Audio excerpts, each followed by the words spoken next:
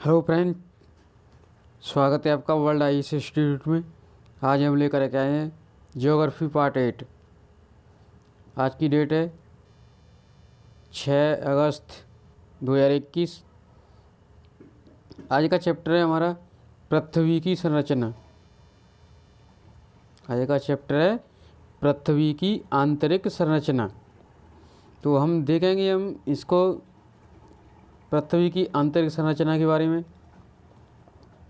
अगर हम वही पृथ्वी की आंतरिक संरचना की बात करें तो इसकी बाह्य आकृति यानी बाहरी आकृति यानी जो भी पठार पर्वत जो भी हैं, बाहरी आकृति आंतरिक घनत्व से संबंध रखती है। बाहरी आकृति किससे रखती है? आंतरिक घनत्व से संबंध रखती है। इसका संबंध होता है। वैज्ञानिकों ने पृथ्वी की आंतरिक संरचना की जानकारी कई प्रकार से प्रदान की है और इसके कई स्रोत हैं। आंतरिक संरचना के कई स्रोत हैं। हम बारी बारी से देखेंगे कौन कौन से स्रोत हैं। तो इसमें हम एक चार्ट देख लेते हैं। एक तो अप्राकृतिक स्रोत हैं। अप्राकृतिक स्रोत में तुम्हारे आएंगे घनत्व। जैसे पहला पॉइंट घनत्व के आधार पर, दूसरा आएगा दाब के आधार पर, और तीसरा आएगा ताप। कौन कौन सा आएगा? घनत्व, दाब और ताप।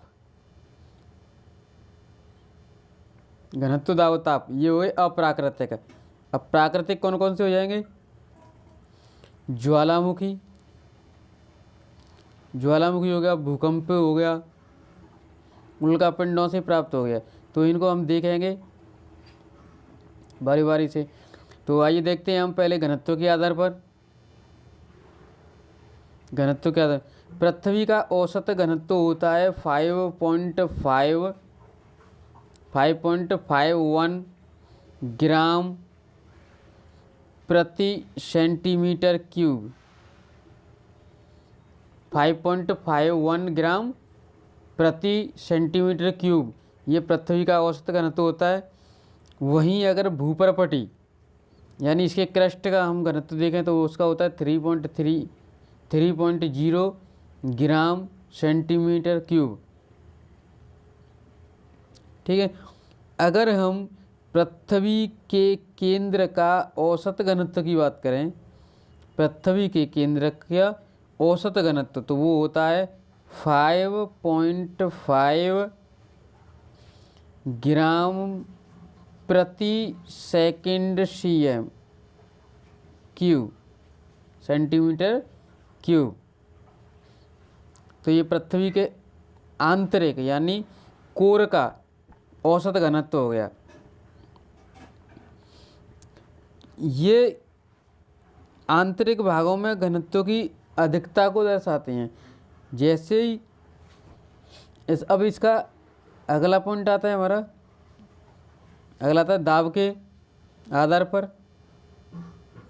अगर हम दाब के आधार पर देखें, दबाव के पे,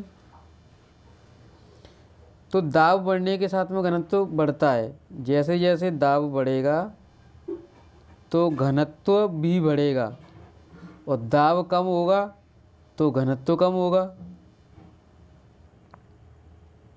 समझ में आ रहा है? अगर इसका दाब बढ़ने से घनत्व बढ़ता है, दाब बढ़ने से घनत्व बढ़ता है। कोई ये बर्तन है तो इसमें घनत्व कम है, इसमें पार्टिकल दूर दूर हैं, पार्टिकल इसमें क्या है? दूर दूर हैं। अगर इसको हम साइज को छोटा कर दें तो इसका क्या हो गया? दाब बढ़ गया। दाब बढ़ गया तो पार्टिकल आपस में और पास में हो गए, तो इनका क्या हो गया? घनत्व बढ़ गया। ठीक। तो लेकिन चट्टानों की एक सीमा होती है। चट्टानों की क्या होती है? एक सीमा होती है जिससे अधिक इसका घनत्व नहीं बढ़ता, दबाव कितना भी हो। चट्टानों की भी एक सीमा होती है, उससे अधिक घनत्व नहीं बढ़ता, दबाव कितना भी तुम लगा लो, क्योंकि आंतरिक भाग की चट्टानें अधिक घनत्व वाली भारी धातुओं से बनी होती हैं। कैसी धातुओं से बनी होती हैं? भारी धातुओं से बनी होती हैं। अगला देखेंगे हम, अगला है तापमान के आधार पर। अगर तापमान के आधार पर हम बात करें तो प्रत्येक 32 मीटर पे 32 मीटर की गहराई पर 1 डिग्री की वृद्धि होती है।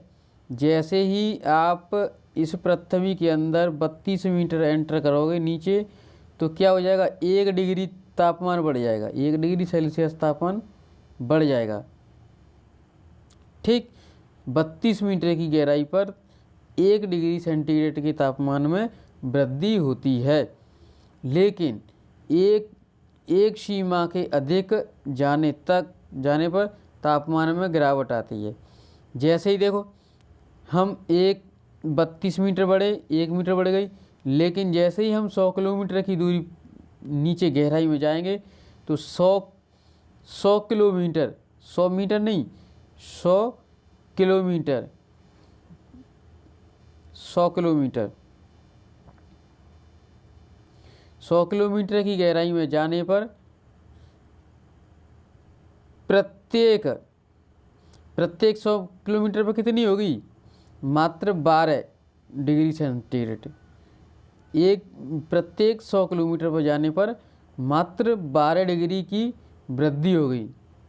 अगर इससे और गहरा जाया जाए, अगर 300 किलोमीटर जाओगे आप, प्रति 300 किलोमीटर पर इसकी 2 से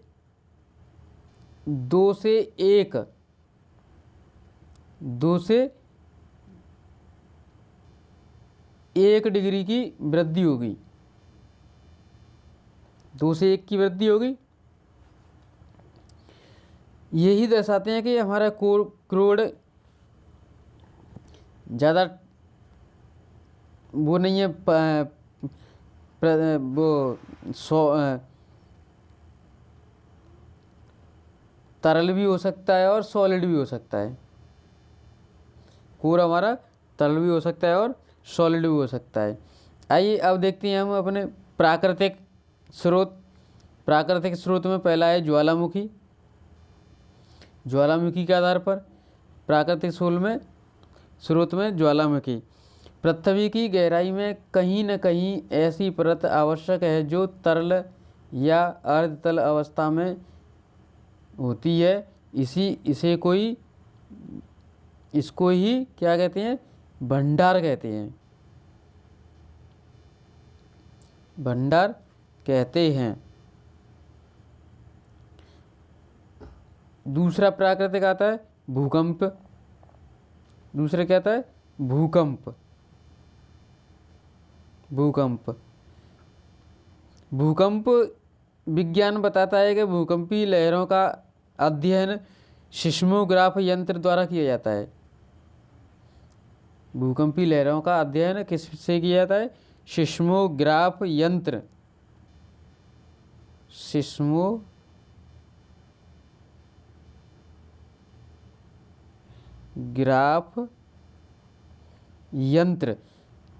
सिस्मोग्राफ यंत्र के द्वारा किया जाता है। ठीक है। तीसरा आता है हमारा प्राकृतिक में उल्कापिंड, जो हमने पीछे, अगर आपने हमारे पिछले वाले वीडियो नहीं देखे हैं तो उस पिछले वीडियो देख लें, हमने पूरी चैप्टर वाइज डिस्कशन करते आ रहे हैं। और ये उल्कापिंडों का वीडियो पीछे देख लें, मैंने पूरा डीपली में समझाया है। तो ये तीसरा हमारा प्राकृतिक स्रोत है उल्कापिंड। आइए जान लेते हैं हम कुछ प्राकृतिक पृथ्वी की उनके बारे में। तो देखेंगे हम, ये है हमारी क्रोड। जो ये है, ये क्या है? क्रोड, क्रस्ट। क्रस्ट जिसको बोलते हैं भूपरपटी, क्रस्ट को क्या बोलते हैं? भूपरपटी। इसकी औसत मोटाई 30 किलोमीटर होती है। इसकी औसत मोटाई 30 किलोमीटर होती है। 30 किलोमीटर होता ही है। अन्य स्रोतों में कहीं कहीं 100 भी दी है। आप घबराना नहीं है, 100 भी दी है। भूकंपीय लहरों की गति का अंतर के आधार पर भूप्रपटी को 2 विभिन्न भागों में बांटा जाता है। इसको कितने भागों में बांटा जाता है? 2, ऊपरी क्रस्ट और निचली क्रस्ट। जो नीचे है उसको निचली क्रस्ट कहेंगे और ऊपर है वो उसको ऊपरी क्रस्ट कहेंगे। जो 2 कोनोराइड इसको 2 भागों में, क्रस्ट को यानी भूप्रपटी को कोनोराइड 2 भागों में बांटती है। कौन बांटती है? कोनोराइड। ऊपरी क्रस्ट और निचली क्रस्ट में कोनोराइड इसको बांटती है। ठीक है। अब हम देखेंगे भूप्रपटी को मेंटल से अलग करने वाली कौन सी असंबद्धता है। कोनोराइड असंबद्धता तो बांटती है क्रस्ट को यानी भूप्रपटी को 2 भागों में। अब हम देखेंगे कि भूप्रपटी को मेंटल से अलग करने वाली कौन सी असंबद्धता है, तो वो है मोह। ये क्वेश्चन आपको आ सकता है कि भूप्रपटी को क्रस्ट से अलग करने वाली कौन सी असंबद्धता है, तो मोह असंबद्धता है। ध्यान रखें। अच्छा, मेंटल को 2 बराबर भागों में, मेंटल को 2 भागों में बांटने वाली कौन सी असंबद्धता है, तो वो है रेपिटी। रेपिटी के द्वारा मेंटल 2 भागों में विभाजित होती है। यहाँ से 2 भागों में विभाजित हो जाती है। रेपिटी के द्वारा मेंटल 2 बराबर भागों में विभाजित हो जाती है। ऊपरी मेंटल और ये निचली मेंटल, ऊपरी मेंटल और निचली मेंटल। अगर वही हम आंतरिक क्रोड की बात करें तो आंतरिक क्रोड को मेंटल से अलग करने वाली गुटेनबर्ग है। कौन सी है? गुटेनबर्ग। आंतरिक क्रोड को मेंटल से अलग करने वाली गुटेनबर्ग असंबद्धता है। ये मैंने शॉर्ट में लिख दिया है, गुटेनबर्ग असंबद्धता। वहीं आंतरिक क्रोड को 2 भागों में विभाजित करने वाली लेहमैन असंबद्धता, जिसको बाहरी क्रोड कहेंगे, इसको आंतरिक क्रोड कहेंगे। ये बाहरी क्रोड हो गई और ये आंतरिक क्रोड हो गई। तो ये हमारे भूप्रपटी से संबंधित थे। ऐसे ही पॉइंटों को देखने के लिए आप चैनल को लाइक, शेयर एवं सब्सक्राइब करें। अगर पिछली वीडियो आपने नहीं देखे हैं तो हमारे वीडियो को देखें और वीडियो को सबसे पहले प्राप्त करने के लिए हमारे चैनल को सब्सक्राइब करें।